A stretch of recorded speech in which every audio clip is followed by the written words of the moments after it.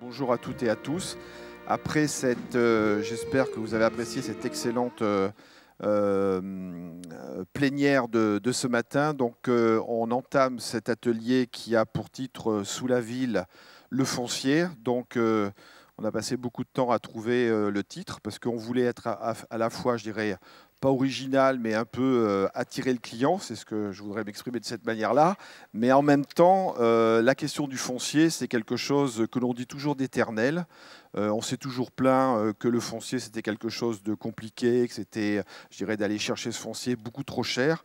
Et puis, ce qu'il faut bien dire, et lorsqu'au club, on a décidé d'attaquer ce sujet-là, il faut bien se rendre compte que c'est au moins cette dernière décennie, effectivement, ça devient de plus en plus complexe. Il y a de plus en plus d'acteurs et d'arriver à gérer et d'être le plus performant pour pouvoir concevoir et réaliser ces gros projets urbains qui sont de plus en plus complexes également avec toute la réglementation et les aspects économiques et puis même la crise actuelle, eh bien, on s'est dit qu'il fallait revoir et revisiter un peu cette question. Et quand on revoit et quand on revisite cette question, ben forcément, se pose un certain nombre de thèmes que l'on va aborder cet après-midi. D'abord, toutes les questions et toutes les incertitudes que l'on peut constater et qui se sont multipliées ces 30 dernières années. Donc, je ne vais pas rentrer dans le détail, parce que ça va être l'objet, bien sûr, de la première table ronde. Et puis ensuite, la question, compte tenu des acteurs et des conséquences qu'il y a à la fois sur la conception des projets, sur, je dirais, peut-être la programmation, sur le jeu d'acteurs qu'il peut y avoir, que j'indiquais brièvement, eh bien, on a visité et revisité un peu justement cette question-là.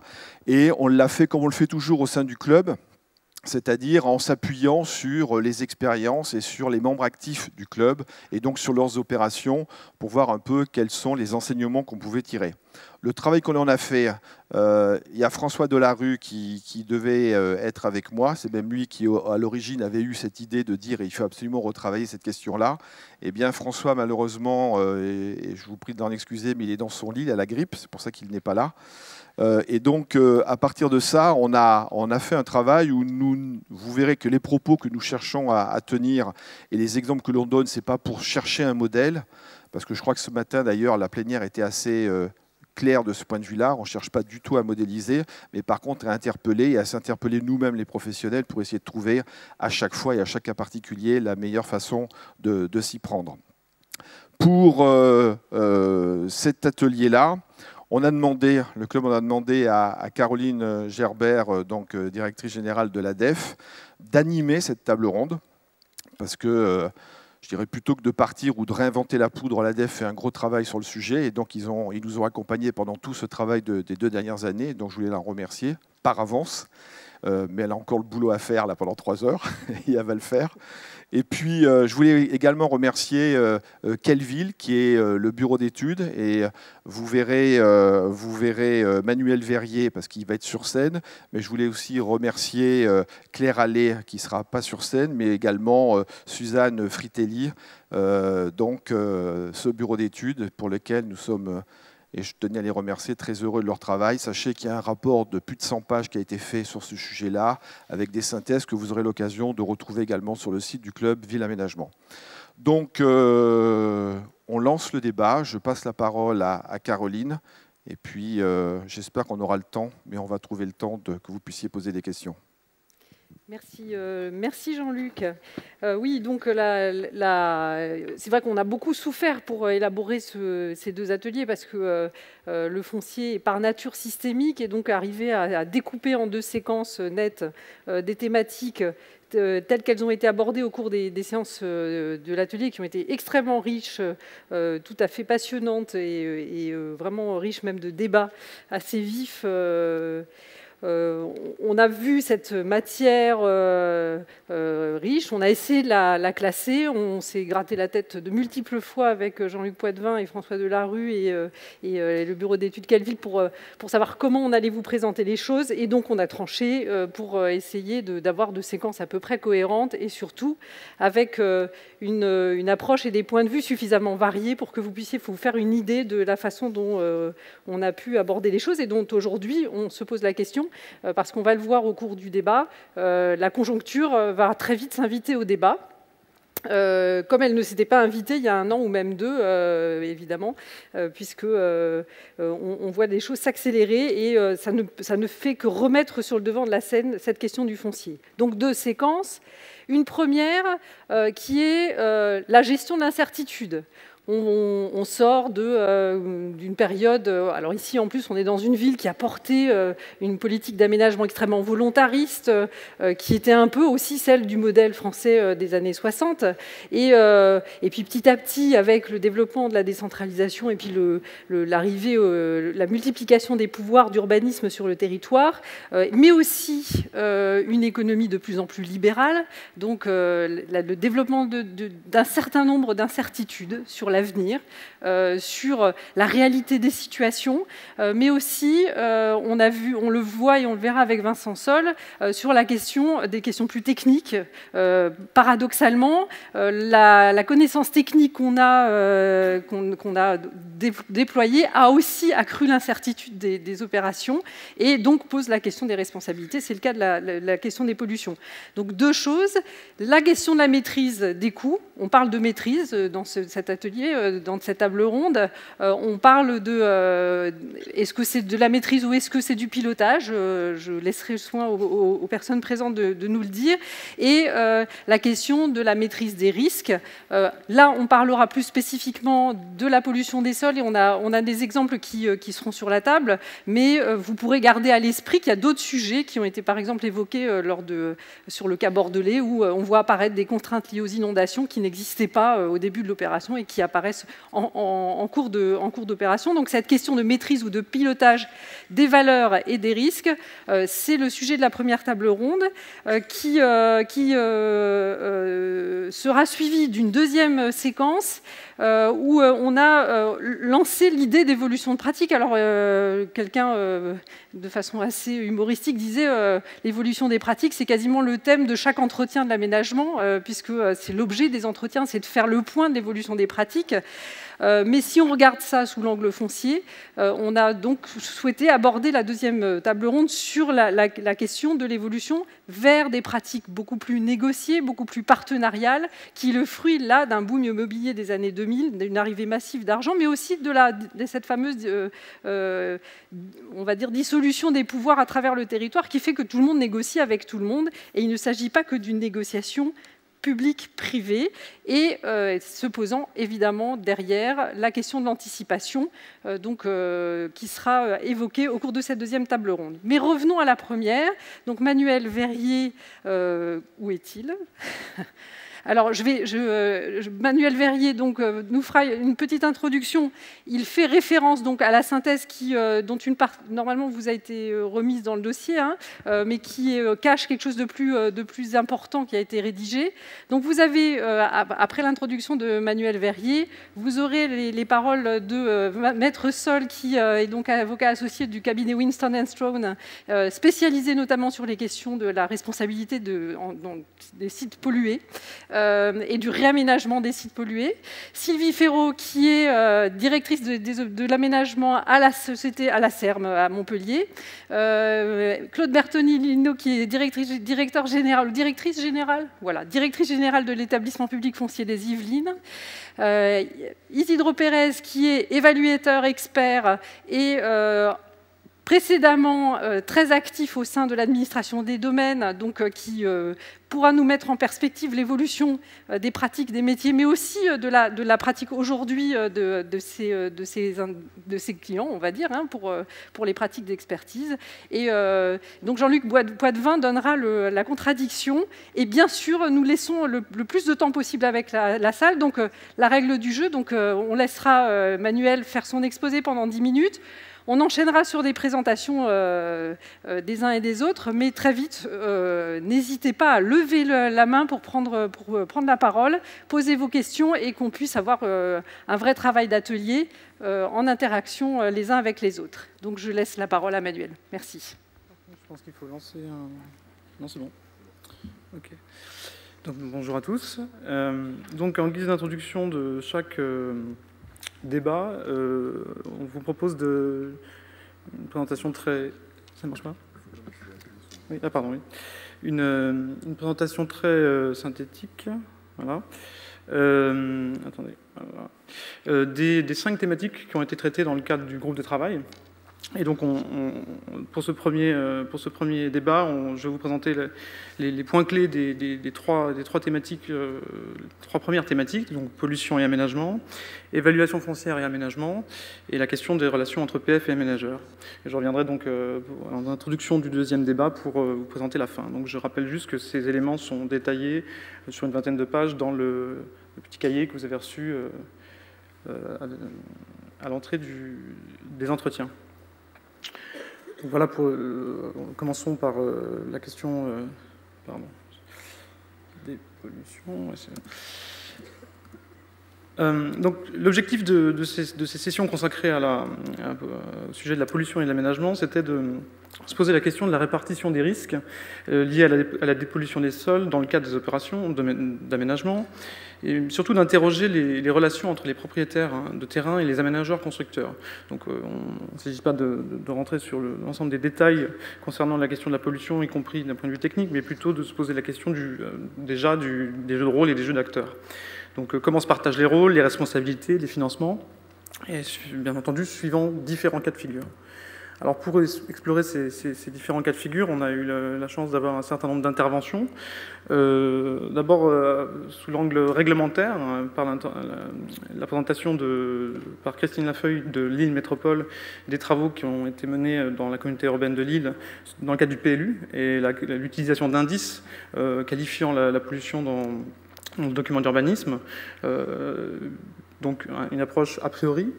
Et puis on a eu la présentation de 2 secteurs assez connus et assez, en termes d'expérimentation sur ces sujets de jeux d'acteurs en Ile-de-France, avec le cas des terrains Renault à Boulogne-Billancourt, présenté par Renault Immobilier et Bertrand Philippot de la SAM Val-de-Seine, et le cas des terrains Alstom de la ZAC des Docks de Saint-Ouen, présenté par Bénédicte Crozon de Nexity. Donc là, ces 2 cas sont intéressants puisque c'est le cas de figure où on a en réalité un ancien propriétaire occupant, partie prenante du projet. Donc ça veut dire que l'aménageur ou le promoteur a en face de lui un seul interlocuteur et que celui-ci s'investit dans la question du projet urbain et du coût de la dépollution. Et puis on a eu le dernier type d'approche, le cas de la multiplicité des propriétaires et des investisseurs, avec le cas de la ZAC Atlantis à Massy. Donc là, Vincent Sol, ici présent, pourra, je pense, revenir sur ce thème, avocat associé chez Winston & Strawn, qui nous a expliqué comment on pouvait anticiper et avoir un travail a priori de sécurisation juridique de l'opération dans le cadre de cette opération. Alors, les quelques points clés sur ce thème qui nous paraissent essentiels. La question est donc quels sont les acteurs qui pourront ou devront assumer ces risques de pollution suivant les contextes. On a vu parfois un acteur, parfois une multiplicité de propriétaires. Donc ce qui est clair, c'est qu'on a bien relevé l'avantage fort d'un contexte où on était en capacité à monter un partenariat avec les propriétaires présents sur le site. Donc dans le cas de Renault, puisque c'est même l'entreprise, le propriétaire foncier qui s'est chargé de la dépollution. Et puis le cas d'Alstom au dock de Saint-Ouen, où la gestion des incertitudes a été gérée dans le cadre du contrat de vente, avec des règles de répartition des financements, des coûts de dépollution, en fonction des informations issues des études à venir. En revanche, dans beaucoup d'autres cas, il y a... Dans beaucoup d'autres cas, le problème se pose de pouvoir gérer des délais beaucoup plus courts. C'est le cas notamment de la situation où on est obligé d'acquérir un bien foncier dans un contexte de préemption. Et là, les éléments d'information ne sont pas forcément présents. Ou d'autres cas où on est dans la possibilité technique ou juridique d'évaluer les risques parce que le propriétaire est défaillant ou parce qu'on n'a pas d'accès au site, enfin, sous les bâtiments par exemple. Donc dans tous ces cas, on comprend qu'il y a un véritable enjeu, donc c'est le deuxième point, d'amélioration de l'information. Donc ça, c'est un sujet qui est revenu très souvent. Une amélioration de l'information pour couvrir mieux le risque opérationnel et le risque politique. Donc là, on est dans un contexte en évolution au titre au minimum du Grenelle 2 qui pousse dans ce sens.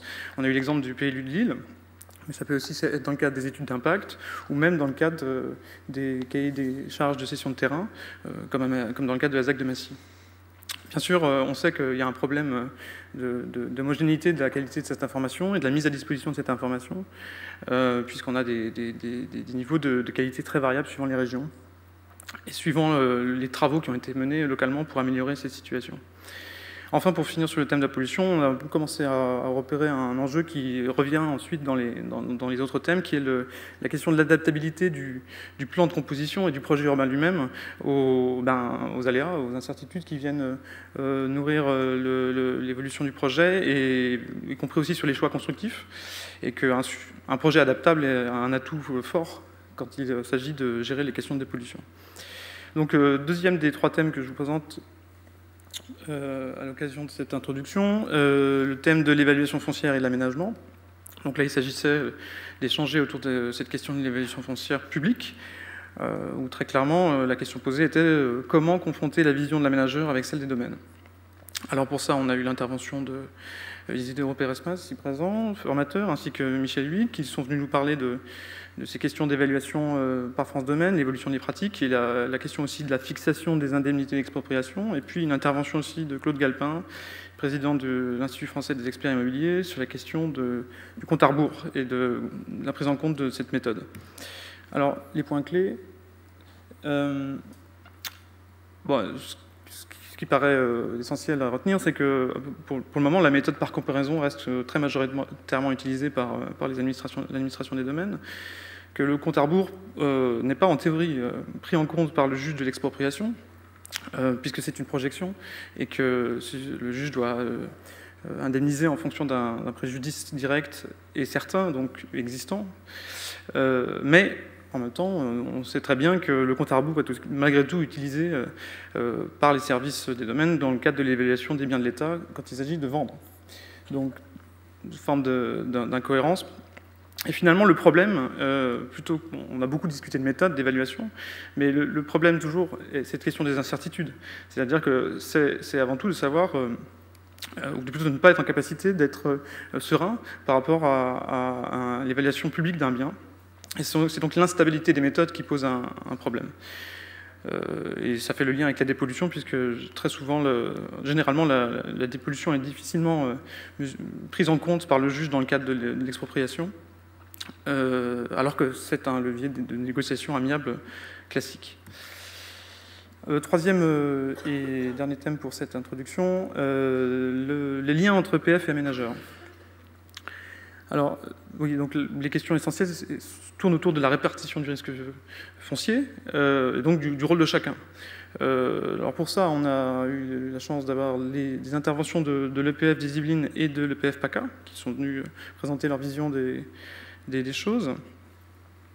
En termes de points clés, alors évidemment, on a replacé le rôle essentiel des EPF dans leur capacité à jouer un véritable rôle d'anticipation, puisque ce sont les seuls, avec les collectivités, à pouvoir intervenir quand il y a vraiment des gros enjeux de restructuration foncière ou dans une logique de régulation des prix, puisqu'ils ont le temps pour eux, donc ils peuvent travailler à contre-cycle, saisir des opportunités.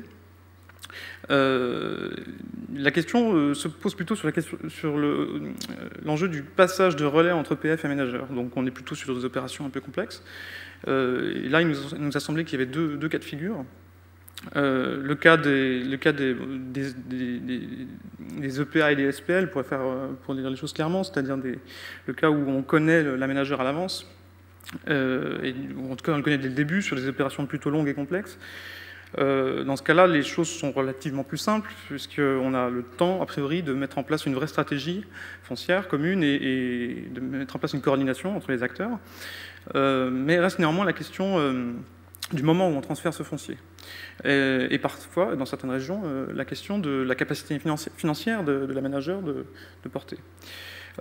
Puis il y a l'autre cas inverse, qui est le cas de la mise en concurrence, qui est un peu plus compliqué, où on se rend compte que certes, si l'EPF continue à porter après le traité de concession, on neutralise le portage, mais ça pose néanmoins le problème de la responsabilité, puisque celui qui est responsable du bilan n'est pas forcément celui qui fait les acquisitions, ce qui peut donc poser un problème.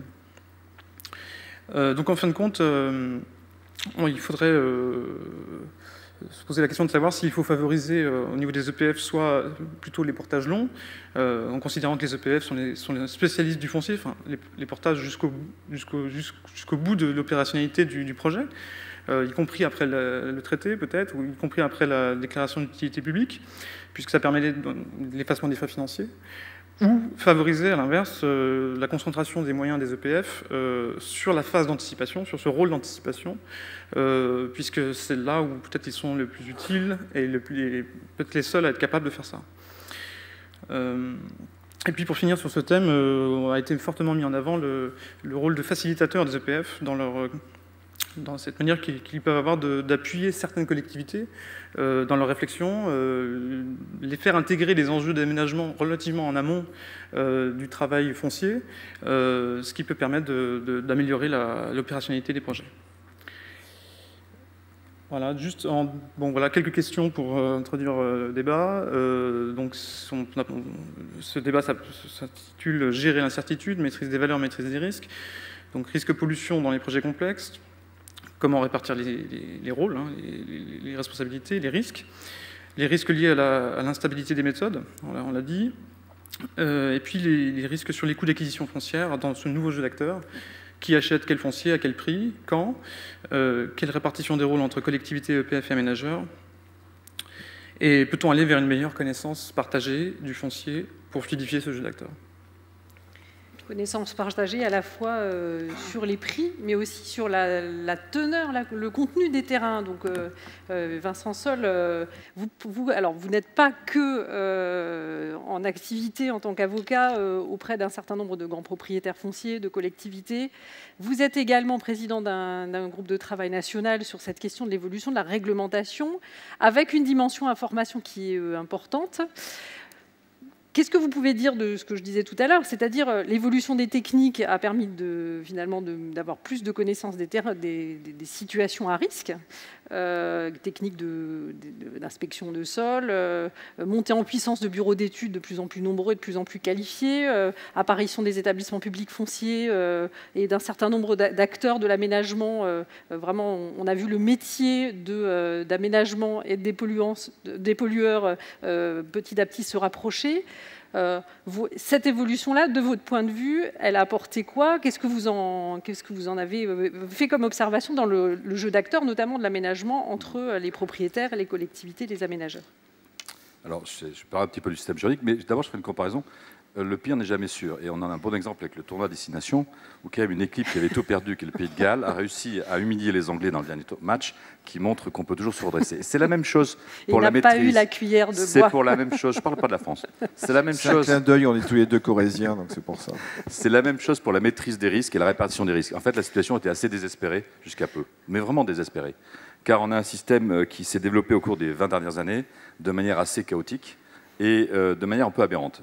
Tout d'abord, je vais faire en 5 minutes l'histoire, mais que vous comprenez bien d'où on vient pour voir où on va, à un moment fondamental. Et je voudrais porter un message fort d'optimisme dans ces temps de morosité. Il y a un projet qui devrait largement aider tout le monde à se repositionner et à participer enfin au redéveloppement des friches industrielles de manière cohérente et stable de point de vue juridique. Notre système, il est parti à la française, c'est-à-dire qu'on n'a pas fait une loi, on est parti sur une circulaire. La première affaire, c'était en 1990-89, c'était la décharge de Montchanin, pour ceux qui s'en souviennent. Et l'administration a expliqué au préfet par une circulaire comment on allait utiliser l'outil le plus simple, le plus connu, installation classée, c'était une décharge autorisée. Donc on a expliqué comment on faisait, mise en demeure, etc. On utilisait le droit des installations classées. Et puis après, si on regarde un petit peu, on a mis 15 ans pour savoir qui était le destinataire des mesures du préfet. Est-ce que c'est l'exploitant de l'installation classée ou est-ce que c'est le propriétaire? On a mis 15 ans. 15 ans pour attendre une décision d'Assemblée du Conseil d'État, pour vous dire à quel point on a été efficace, pour venir dire que le propriétaire ne pouvait pas trop chercher au titre des installations classées. C'était vers 2006. Mais au même moment, juste un peu avant, 2003, donc on avait ces débats-là sur le droit administratif, on a réouvert une boîte de Pandore sans s'en rendre compte, Dans la loi de 2003, on a dit que les sols pollués pouvaient s'assimiler à des déchets, enfin, c'était l'article déchets, et que donc on pouvait aussi prendre des mesures coercitives à l'encontre des responsables de ces déchets, de ces producteurs. Et parallèlement, on a une décision du Conseil d'État qui vient dire que l'autorité de police, pour les déchets, ce n'est pas le préfet comme pour les installations classées, c'est le maire. Et puis par ailleurs, quelque chose qui a révolutionné l'esprit juridique, enfin tous les avocats et tous les juristes, c'est une décision de la Cour de justice de la Communauté européenne qui est venue dire que les terres polluées en place, que nous on prenait pour des immeubles, étaient des meubles et des déchets. Donc tout ça, ça a fait qu'on avait sur certains sites, et nous on l'a vécu au contentieux, un préfet qui venait dire, voilà, monsieur l'exploitant, vous allez réhabiliter, et puis à côté de ça, un maire qui dit non, je ne veux pas que vous réhabilitez, vous enleviez tout, vous, monsieur le propriétaire, parfois le même que l'exploitant, sur le même site. Donc ça devient un peu compliqué. Et ça devient d'autant plus compliqué qu'on a aujourd'hui, on avait en esquisse un nouveau droit un peu à part, on essayait de retrouver des solutions, car si vous réfléchissez une seconde, les installations classées, sols pollués sont réglementés, installation classée, s'il y a un exploitant. Si ce n'est pas une installation classée et si le sol pollué est en place, plus rien ne réglemente car ce ne sont pas des déchets. Ce ne sont plus des déchets depuis le 2010, car nous avons réagi par rapport à ce texte-là. Donc on a une ordonnance qui venait dire le contraire en 2010 qu'on avait écrit en 2003. À tel point qu'on voit arriver certaines associations d'environnementalistes dire que finalement on construit sur une décharge. Tout à fait. Et les sols pollués étant assimilés à des décharges. Donc on a quand même un enchevêtrement, un empilement des réglementations assez extraordinaire et assez ingérable. Et quand on est au fond de la piscine, on rebondit, ce qu'on est en train de faire. Sur le plan technique, paradoxalement, à côté de ça, on a plutôt développé de bons outils. On a un bon retour d'expérience avec l'étranger. On a des guides et des méthodologies qui sont pas si mal que ça sur le principe du risque par rapport à l'usage, qui est l'alpha et l'oméga de la politique française dans ce domaine. On ne dépollue pas pour dépolluer tout, car ce n'est pas possible et ça coûte trop cher. On s'assure, non pas que ce soit plus propre, que ce soit plus sûr. Autrement dit, qu'il n'y ait pas de risque par rapport aux usages envisagés. Et cette politique-là, elle est supportée par Synologie. Je suis moins positif sur les bureaux d'études et sur la gestion. C'est une inquiétude pour moi, car cette méthodologie prise dans le système peut aboutir à des raisonnements très conservatoires et à des dépollutions non nécessaires par rapport à cette problématique. Et c'est sans doute un souci qu'il faudra gérer à l'avenir. Donc, marche vers la complexité. Deuxièmement, on a vu cet élément, ce système passer du droit administratif, les installations classées, le préfet, vers le droit civil. Un exemple, au niveau du contentieux. Car depuis quelques années, lorsqu'on amène des terres polluées dans des décharges de déchets inertes, c'est plus possible de les accepter, il y a des contrôles. Donc ça repart, les camions, ça a créé un certain nombre de problèmes. Et on a commencé à prendre compte que ça pouvait coûter cher. Ça, c'est la gestion des terres excavées. Et ce système est passé au droit civil, et alors on a eu des contentieux. Entre 2010 et 2012, pour vous donner un exemple, les contentieux administratifs sont passés d'une vingtaine à moins de 10, toutes juridictions confondues, alors que les contentieux civils liés à la vente, principalement, sont passés d'une vingtaine à plus de 50. Et ce n'est pas fini. Et là, on a vu quoi? Et on a fait un séminaire dans notre cabinet récemment sur ce thème avec le nouveau projet de loi dont on va parler, que le juge civil ne comprenait pas forcément, enfin en tout cas n'avait pas les mêmes concepts que le juge administratif. Et notamment, il y a des décisions où il y avait une clause dans le contrat, il disait je vous rends le site dépollué, mais en expliquant tout ce qui avait été fait par rapport aux usages. Et la Cour de cassation a dit dépollué, donc c'est-à-dire totalement dépollué, donc monsieur, ça ne l'était pas, donc le vendeur est responsable. Récemment, vous parliez tout à l'heure de préemption, une décision en novembre 2012 de la ville d'Amiens, qui a été fort surprise, qui préempte un terrain aux conditions fixées dans la DIA, et qui après découvre voit qu'il y avait un problème de pollution extrêmement important, et essaye d'obtenir une réduction du prix. Elle a perdu, complet. Et la Cour de cassation lui dit, monsieur de la ville, vous avez les services techniques, vous avez même ceux de l'État, vous avez qu'à aller les voir avant, et comme ça vous auriez su. Ce qui pose quand même un léger problème sur la relation, parce qu'il n'était pas vraiment prévenu la mairie qu'il fallait faire ça. Donc on a beaucoup d'incertitudes, on ne sait pas plus qui est vraiment responsable, et on a à côté de ça un jeu d'acteurs qui s'est élargi, car depuis 2003, le maire joue un rôle dans l'indétermination d'usages futurs sur les sites pollués lorsqu'il y a des installations classées. On voit bien aujourd'hui qu'on a des aménageurs, le système se complexifie, et dans cette base-là, on a beaucoup de difficultés, beaucoup de contentieux. J'ai encore hier un avocat qui m'écrit sur un site qui appartient, tenu par un mandataire liquidateur. Il y a un acte de vente où on lui transfère tout, le prix a été réduit. Il dit, écoutez, j'ai trouvé des métaux lourds dedans. Et un truc, le rapport dit, on est en dessous du bruit de fond géochimique. Pour ceux qui savent, c'est quand même le moins que rien. Et le type dit, c'est archi pollué. Est-ce que vous me dépolluez? Sinon, je fais une assignation. Voilà. Et c'est ça qu'on vit tous les jours. Tous les jours. Donc, c'est de calmer le jeu. On gère aussi, quand je disais l'information finalement augmente l'incertitude, parce que ça augmente le stress et l'angoisse des futurs habitants, voire des voisins, sur l'environnement. Et le conflit, il naît aussi de l'inquiétude de savoir gérer l'avenir. Il y a quelques affaires qui ont fait parler d'elles sur cette inquiétude, avec des techniciens qui disent chaque jour on découvre un nouveau polluant à la mode, et donc une nouvelle incertitude tous les 2 ans, parce qu'on en connaît plus sur un tel solvant ou tel Tout à fait. Mais ça se gère. Ça se gère par des mesures techniques ou juridiques. Le fait que les réglementations évoluent, il y a 2 types de pollution, soit par les métaux avec un certain nombre de risques, ou par les solvants. Donc selon la typologie, vous prenez des mesures de précaution. Et une pollution, c'est toujours 3 éléments. En fait, c'est des concepts assez simples, tout ça. Une source de pollution, un vecteur, l'air, l'eau, et une cible, l'être humain, l'environnement. Et soit vous enlevez la source, ce qui est le mieux, quand on peut, soit vous écartez la cible, soit vous travaillez sur le vecteur. Et par exemple, on sait très bien que le fait, sur des sites où il y a des pollutions par des solvants, qu'il y a des remontées de vapeur, il suffit, la plupart du temps, et ce que faisaient les anciens, de mettre des vides sanitaires bien gérés, et ce n'est pas forcément très cher, et ça règle un nombre de problèmes incroyables. Et surtout, ça évite de se poser des questions extrêmement perverses, du style, après, lorsqu'il y a un enfant qui a une maladie grave, est-ce que ça vient de la pollution qui est en dessous ou pas? Là, on a coupé le vecteur, donc il ne peut pas y avoir de frottement. Mais l'information est au cœur. Alors, si je peux parler peut-être de ce qui va advenir, et pourquoi je suis très optimiste. Qu'est-ce qui est en train de se préparer? Il y a une réflexion, il y a une prise de conscience de tous ces problèmes juridiques qui se posent, et du besoin de clarifier les règles du jeu. Et surtout, et ça c'est très important, on est passé du droit administratif au droit civil, et là on rentre dans le droit de l'urbanisme, enfin, l'aménagement de l'urbanisme en général. On est en train de faire un mouvement assez intéressant. Et pourquoi? Parce qu'on considère les sites pollués non plus comme des lieux où il faut aller exercer une police auprès d'exploitants ou de propriétaires, mais comme un outil de redéveloppement des friches. Le concept est rentré dans les esprits administratifs, je vais dire, hein, et bien plus loin, je pense qu'à terme, le sol en lui-même sera une ressource, et ça, c'est le droit européen qui commence à nous montrer le chemin là-dessus. Donc là-dessus, il y a un projet qui a été en discussion depuis 2 mois. On espère, et on est un certain nombre à se battre pour qu'il passe dans la loi de Duflot, le projet de loi de Duflot bientôt. Il a déjà passé un certain nombre d'étapes, on l'a vu dans notre groupe d'experts auprès du Conseil, et il prévoit 4 éléments, oui, 4 éléments majeurs, ou que je peux regrouper en 3 éléments. C'est d'abord la prise en compte de la pollution dans les documents d'urbanisme, et l'encadrement des redéveloppements des friches. Alors, la prise en compte, comment? J'étais assez sidéré, on fait partie ensemble d'un groupe de travail qui essaye de tester les zones de vigilance dont je vais parler. Et qui essaye de marier le droit de l'environnement et le droit de l'urbanisme, ce qui n'est pas toujours facile. On a d'abord un problème psychologique et de communication, car les gens ne parlent pas de la même chose, n'emploient pas les mêmes mots. Et pour les spécialistes de l'environnement, tout le monde connaît ici Basol. C'est la liste de sites pollués, ce qui est sur Internet, il suffit de faire un clic, c'est pas compliqué. Eh bien, on a découvert avec horreur que lorsqu'on parlait avec un certain nombre de spécialistes de l'aménagement et de l'urbanisme, c'était pas vraiment rentré dans les mœurs, car en fait, ce que propose le ministère dans ce projet de loi, c'est de prendre les sites Basol et de les mettre en annexe dans une liste ou une cartographie, en l'état actuel des choses, le texte peut évoluer, hein, du PLU, donc des intégrales de documents d'urbanisme, pour que les gens sachent. Et par ailleurs, tous les sites qui sont dans Basias, de faire une information pour que les gens aient le réflexe d'aller regarder, prennent des précautions, c'est ça, ça va pas plus loin que ça.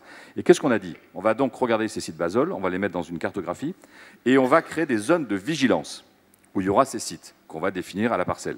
Ça représente 4000 sites en France. Pour Basol, 4000 sites. Il y en aura peut-être un petit peu plus, parce qu'il y a aussi des choses militaires, il y a tout un tas de choses qui sont pas répertoriées dedans, qui vont peut-être rentrer. Donc, et puis au niveau local, il y aura peut-être aussi besoin de sites. Et qu'est-ce que ça impose comme contrainte? Ce n'est pas forcément monstrueux, c'est juste que dans ces zones de vigilance, lorsqu'il y aura une demande de permis de construire, il faudra l'accompagner d'une attestation d'un bureau d'études spécialisé. Vous m'avez vu venir tout à l'heure, hein? On va donner un énorme pouvoir au bureau d'études. Et moi, je m'occupe beaucoup de m'assurer du contrôle de la pertinence et de la qualité des études qui sont données pour pas que ça serve à augmenter les coûts. Donc, il y aura une attestation de ce bureau d'études pour dire que la problématique de pollution a été bien étudiée, selon la méthodologie nationale, a été prise en amont, intégrée dans le projet immobilier qui fait l'objet de permis de construire. Donc, c'est ça la contrainte sur la zone de vigilance. Ça, c'est le premier élément. Deuxième élément aussi pour encadrer et clarifier les responsabilités, et ça c'est un phénomène assez révolutionnaire dans notre domaine, c'est que les maîtres d'ouvrage, qui ne sont pas des installations classées, dès lors qu'elles vont intervenir, les maîtres d'ouvrage, qui vont intervenir sur un site où il y a eu une installation classée dans le passé, vont devenir des sujets de droit des sols pollués, car va s'imposer à eux, ce qui était déjà le cas pour les grands aménageurs, l'obligation d'appliquer la méthodologie française en matière de sites et sols pollués. Et avec une deuxième obligation d'information, c'est monsieur ce que vous faites déjà, les promoteurs, les aménageurs, vous devez réhabiliter selon la méthodologie française, donc avec un bureau d'études, etc. Et si vous laissez de la pollution résiduelle, très bien, mais à ce moment-là, vous allez informer le préfet pour qu'il vienne nourrir les bases de données et pour qu'il vienne nourrir l'information de ceux qui viendront après. Ça, c'est le premier élément. Deuxième élément, encore plus révolutionnaire, dont on parle depuis un moment, c'est la possibilité pour l'industriel qui cesse son activité, qui a l'obligation administrative, vous le savez, de remise en état, que la Cour de cassation considère comme une obligation quasiment de droit divin, intransférable et qui empêche toutes les clauses contractuelles, eh bien, malgré ce qu'a dit la Cour de cassation, on l'a dit lors de notre séminaire, on va pouvoir la transférer, cette obligation, à un aménageur promoteur ou une entité, un tiers, qui souhaite le faire avec l'accord du propriétaire, sous des conditions, sous la condition d'avoir les capacités techniques et financières, et de produire une garantie financière correspondant au montant de la réhabilitation, si jamais les travaux n'allaient pas jusqu'au bout. Donc ça, c'est aussi quelque chose qui doit fluidifier le marché, l'aider. Enfin, et c'est sans doute le plus important, l'avant-dernier aspect, c'est la clarification des responsabilités. Je vous ai expliqué tout à l'heure, propriétaire, exploitant, producteur de déchets, successeur de l'exploitant, je vous en passe, c'est des meilleurs sur qui peut être responsable de quoi. Là, l'objectif, c'est de clarifier et de reprendre un petit peu ce qu'on fait dans les autres pays du monde, anglo-saxons ou européens, et de définir qui est responsable de premier rang, en appliquant le principe pollueur-payeur, parce que ça, le reproche nous a été fait, mais on l'applique. Autrement dit, on commence d'abord par le rechercher, le responsable de premier rang, c'est une installation classée, c'est l'exploitant de l'installation à l'origine de la pollution, ou son successeur, ou son ayant droit, ce qui est la jurisprudence du Conseil d'État. Si ce n'est pas une installation classée, à ce moment-là, on se tourne vers le droit des déchets, et c'est le producteur des déchets ou le détenteur. Et si ni l'un ni l'autre n'existent ou sont solvables, à ce moment-là, on va chercher quelqu'un que le Conseil d'État et la Cour de cassation ont défini tous les deux dans le cadre du droit des déchets, et qui correspond à un concept qu'on trouve ailleurs, c'est le propriétaire négligent. Autrement dit, à défaut d'exploitant ou de producteur, le propriétaire qui ne savait, à moins qu'il démontre qu'il ne savait pas qu'il y avait une pollution, qu'il ne pouvait pas le savoir, et qu'il n'est pas à l'origine ou n'ait pas été fait de preuve de négligence dans la pollution, en ayant été... Ce qui est visé là, c'est notamment le cas des SCI. Vous savez, les industriels qui ont une petite société de traitement de surface, je ne vais pas prendre, si heureusement il n'y a pas personne de la fédération parce qu'ils me critiqueraient de prendre cet exemple, mais qui ont une petite entreprise, qui foutent tous les déchets dans le sol, il y en a malheureusement, et qui ont séparé la propriété parce que ça appartient à la famille, qui mettent la société en faillite et l'ADEME vient parce qu'il n'y a personne pour venir dépolluer, et eux, en tant que propriétaires, poussent à la dépollution, car ensuite ils vont pouvoir valoriser leur terrain. C'était des exemples qui ont un peu énervé dans l'administration. Qui devra faire la preuve de la négligence, là, en l'espèce, parce que c'est quand même une notion juridique un peu floue. Alors, ça va être compliqué, ça, quand même. Ce sera au propriétaire. Il y a pour l'instant, on est parti sur la présomption du propriétaire. C'est assez large. Il y a des tendances qui plus fortes qui veulent dire que le propriétaire, même de bonne foi, peut être recherché, ce qui ne serait pas un bon concept, car la négligence recouvrira, le décret va le préciser, un certain nombre d'éléments. Celui qui a acheté, en fait, celui qui achète, on va avoir un problème à régler pour la rétroactivité pour le passé. Pour le futur, c'est assez facile, ça va être l'obligation, comme aux États-Unis, toute personne qui achète un immeuble, qu'il soit industriel ou pas industriel, devra faire un audit. Point barre. Et là, il aura un élément qui montrera qu'il ne pouvait pas savoir parce qu'il a regardé. Donc ça c'est une clause de sortie du propriétaire innocent, entre guillemets. Donc ça, c'est extrêmement vertueux. Dernier élément, et pour aller dans votre sens, c'est l'information qui va être améliorée aussi, car on va refaire un article 514.1, c'est-à-dire d'information du vendeur par l'acheteur sur ces zones de vigilance, et on va nourrir petit à petit avec ces retours d'expérience sur ces zones-là lorsqu'il y a des permis de construire. Donc un ensemble qui reste à compléter et à parfaire, on travaille dessus, ce n'est pas encore terminé, il y a des problèmes de définition, de texte, mais un ensemble qui offre, tel qu'il est écrit, on ne le voit pas, mais une certaine cohérence, et qui offre des outils qui, à côté des outils techniques, il restera l'aspect financier à voir, mais il y a des possibilités là aussi, qui donneront les outils pour pouvoir aller plus loin dans le redéveloppement des friches. J'ai reçu une lettre, je le disais tout à l'heure, et ça me paraît intéressant, du préfet de région Île-de-France qui me demande de participer à un groupe de réflexion sur ce sujet de reconversion des friches industrielles. Ça existe aussi déjà au Nord-Pas-de-Calais, et on y participe. Et c'est pour moi un signe très positif, c'est qu'on s'approprie enfin au niveau local ce qui doit être au niveau local. Car ce n'est pas la réglementation nationale qui va faire les choses. Les États-Unis, qui avaient eu les mêmes problèmes que nous il y a 20 ans, d'une réglementation nationale qui avait des problématiques difficiles, c'est une autre problématique, c'est que tout le monde était responsable et tout le monde se poursuivait devant le tribunal, a dit ça ne marche pas, et nous c'est un peu ça, Et ça a fait une politique qui s'appelle brownfield, c'est redonner le pouvoir au local et mélanger un petit peu du financier, du technique et du juridique pour faire que les projets puissent sortir à peu près avec sécurité. On a encore des progrès à faire, nous, sur l'information, notamment l'information des citoyens autour des sites qui vont être réhabilités, où c'est pour l'instant lacunaire dans notre système, si on s'inspire un peu des autres. Mais enfin, on a aujourd'hui, avec ces textes-là, s'ils passent, on aura les bases d'un système, notamment il y aura un décret qui viendra préciser tout ça, qui peut fonctionner de manière cohérente. Voilà. Et l'idée étant de dire que finalement, une ville sur laquelle on peut avoir une idée qu'elle a un passé industriel, quelle que soit sa taille d'ailleurs, charge au pétitionnaire de prendre les mesures pour vérifier qu'il ne va pas retrouver un terrain en mauvais état. Sachant que derrière se pose la question qui est évoquée aujourd'hui aussi dans la réforme du FLO 2 sur la réforme du droit de préemption, où quand une collectivité veut se porter acquéreur, pour le moment, elle n'a pas vraiment les informations. Dans le cadre de l'expropriation, on en parlera tout à l'heure avec Isidro Pérez, c'est le même cas. On peut peut-être enchaîner. Oui, Claude Bertolino, vous avez affaire à... Bon, ça nous permettra d'enchaîner sur également la maîtrise des valeurs. Vous traitez en tant qu'établissement public foncier, vous travaillez sur plusieurs sites. Alors, il y a deux exemples que vous souhaitiez nous présenter. Alors, si vous pouvez passer la diapo, voilà, exactement.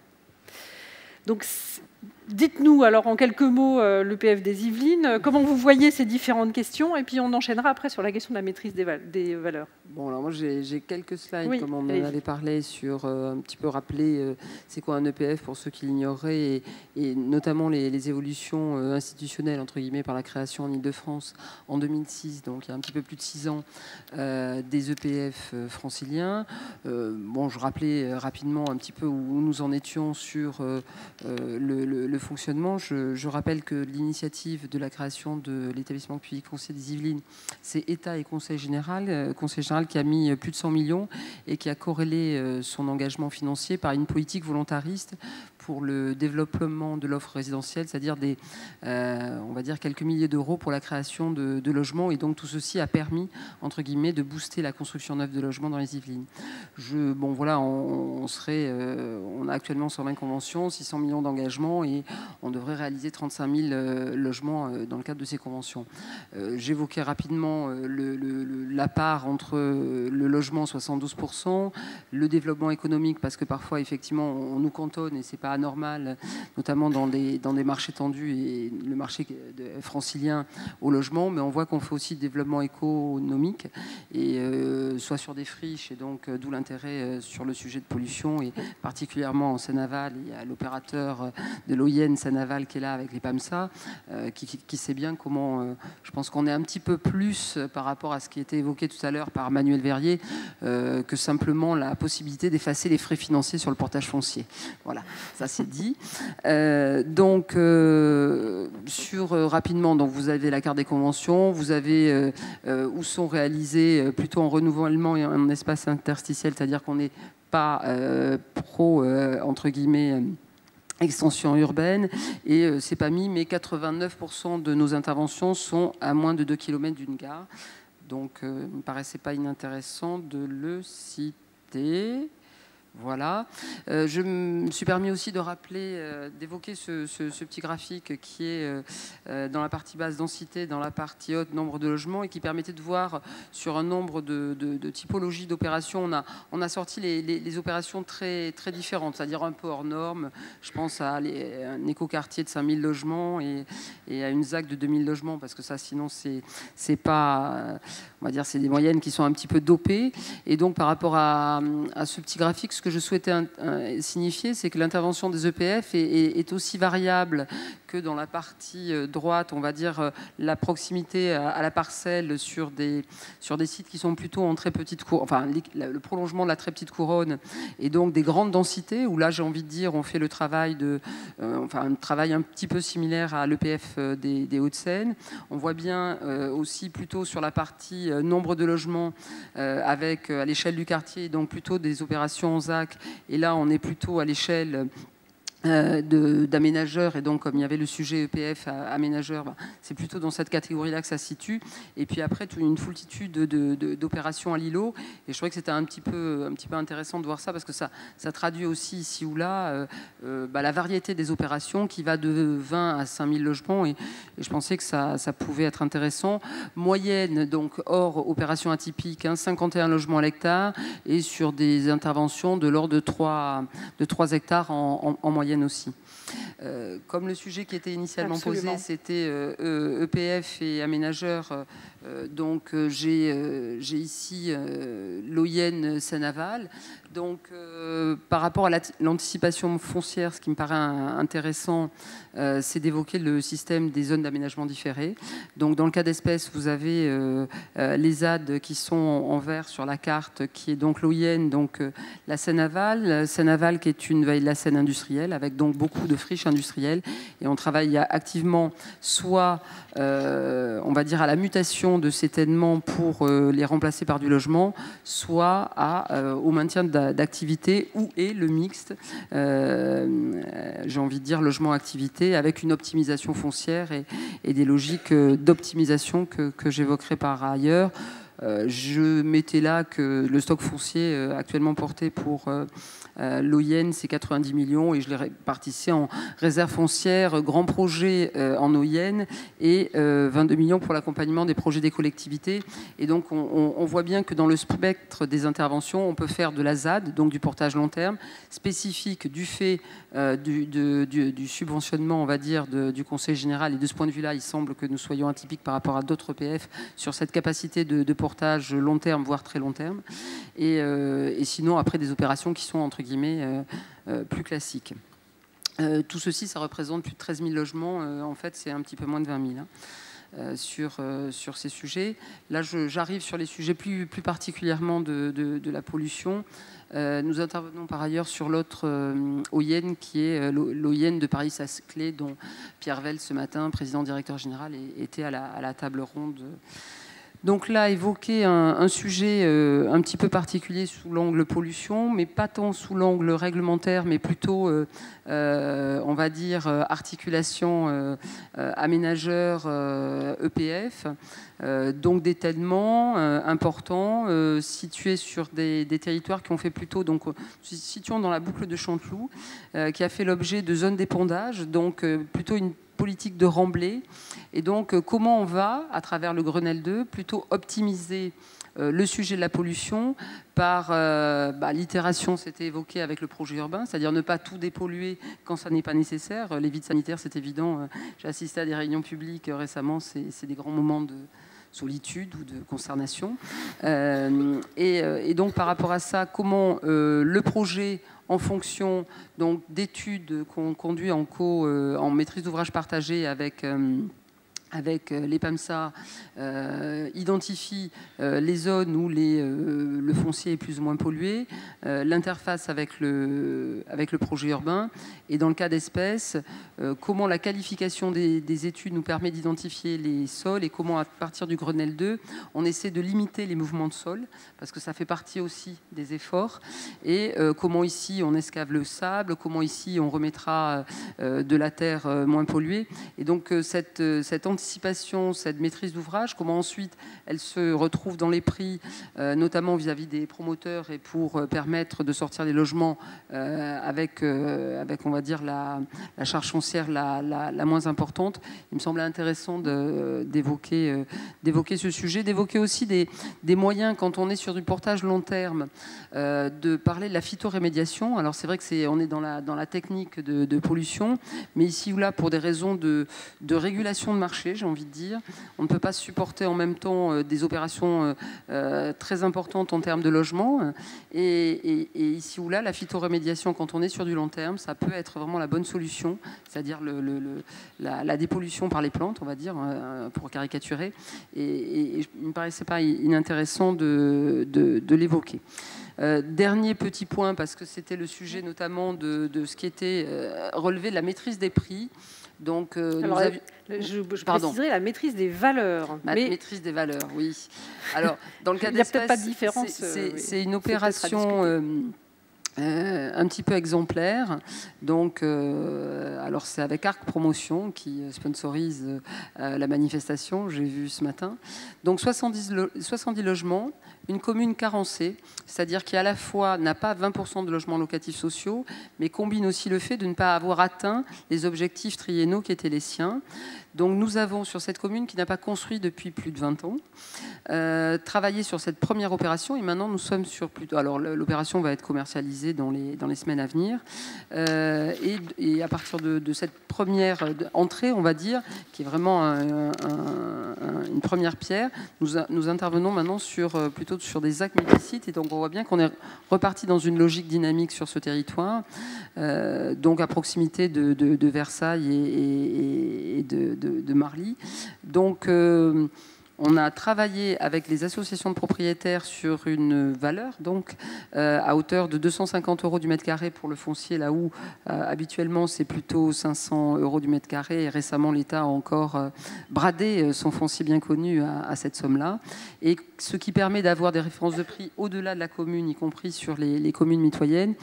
Et en association, les propriétaires, Manuel Verrier l'évoquait tout à l'heure, parfois le propriétaire c'est l'industriel, c'est assez classique. Le propriétaire, ça peut être aussi le particulier qui trouve à travers une association des propriétaires un engagement collectif à ne pas être dans une logique inflationniste avec une clause de complément de prix et donc de meilleure fortune si d'aventure l'opération le permettait et qui permet à travers l'ensemble d'un secteur, on va dire cosy, un petit peu... voilà, peu aisé à accepter les constructions de proximité, de garantir à la fois une valeur commune et l'acceptabilité du projet. Et donc, il me paraissait intéressant rapidement de l'évoquer. Sur les sujets sur lesquels là tout de suite été évoqué le sujet, on m'a demandé tout à l'heure de rappeler sur la pollution l'idée d'avoir des opérateurs uniques sur des opérations mixtes qui peuvent aussi, en fonction de découvertes plus ou moins sympathiques et de coûts que ça génère, d'avoir des formes de péréquation qui peuvent aussi être une solution. Et comme le sujet n'a pas été évoqué à ce stade, il ne me paraissait pas inintéressant de l'évoquer. Une question d'échelle d'opération qui permet d'assurer finalement... nombre d'opérations qui permet, avec un opérateur unique, EPF ou autre, mais en l'occurrence, on pense plutôt à des EPF quand on est concerné, d'avoir des formes de péréquation, entre guillemets. Entre une opération qui pose on découvre un sujet qui n'aurait été sous-évalué ou non anticipé et qui permet d'avoir... un interlocuteur, en fait, voilà. pour pouvoir... Il y a un aspect complémentaire à ça, dont je n'ai pas eu le temps de parler, mais c'est la gestion des terres escavées, car ça devient un enjeu fort sur le plan financier. Et là, il y a un guide. Alors, il y a tout un... Je le dis, au mois de juin, il y a un gros séminaire qu'on va faire là-dessus. Il y a une journée qui a été faite technique sur ce sujet-là. C'est embryonnaire. Il y a des expériences, il faut les pousser. Je bats aussi pour que ça soit dans le schéma départemental de gestion des déchets du PTP et qu'il y ait des plateformes qui se créent pour arriver à faire créer des synergies pour, là où on aménage, des deux côtés, on puisse se remplir des trous comme il faut, etc. La réglementation est un petit peu dure car il y a des grosses batailles, comme vous l'imaginez, d'enjeux derrière, mais il faut que ça avance car c'est fondamental si on veut permettre les enjeux sont de plusieurs millions à chaque fois.